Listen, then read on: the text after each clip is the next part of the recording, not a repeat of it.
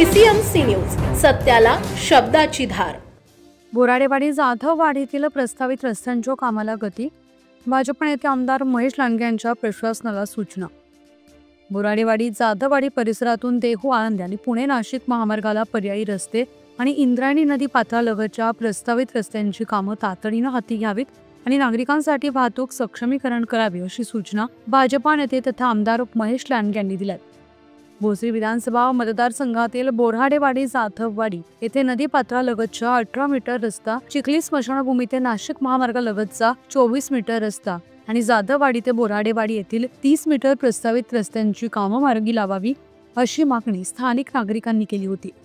दरम्यान आमदार महेश लांडगे यांनी महापालिका संबंधित विभागाच्या अधिकाऱ्यांची बैठक घेतली आणि दुसऱ्याच दिवशी अधिकारी आणि स्थानिक सहकारी यांच्यासोबत प्रत्यक्ष पाहणी करण्यात आली।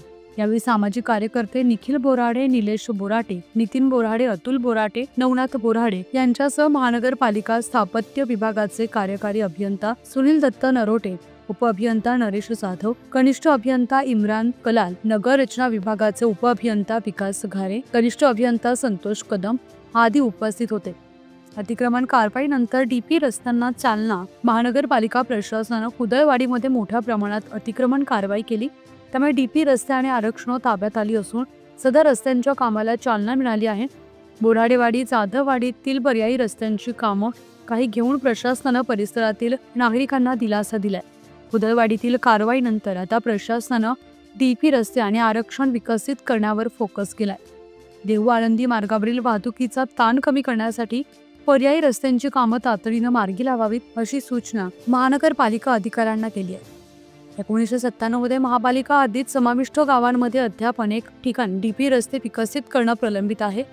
2017 मध्ये रस्त्यांच्या कामांना चालना देण्यात आली। त्यानंतर कोविड महामारी आणि महाविकास आघाडीच्या सत्ताकाळानंतर लांबणीवर पडलेली कामं महायुतीच्या सत्ताकाळात प्राधान्याने हाती घेण्यात आली अशी प्रतिक्रिया भोसरी विधानसभा आमदार महेश लांडगे यांनी प्रसार माध्यमांशी बोलताना दिली आहे। पुणे तसेच पिंपरी चिंचवड परिसरातील महत्त्वाच्या बातम्या पाहण्यासाठी आजच आमच्या डिजिटल PCMC न्यूज चॅनलला सबस्क्राइब करा आणि बेल आयकॉन प्रेस करा।